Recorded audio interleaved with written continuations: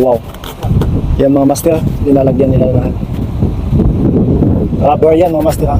So iba yung stopak. Bay, ada name ada? Name.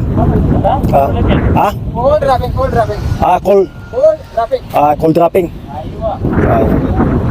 Ada cold wrapping mga master, sabi nila. So, ano tani, ada stopak ha?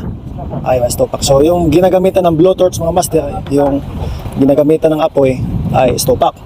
Yung nakarang video natin sa mga malalaking pipe, stopak yun.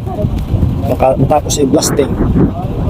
Matapos i-blasting mga master ay lalagyan ng stopak. So, dito mga master, hindi na. Ginagamitan lang o binabrasan lang nila. Gamit ng roller. So, ginagamitan nila ng item na primer sa bago sila mag-coating mga master ay bago sila maglagay ng yung rubber ay linalagyan muna ng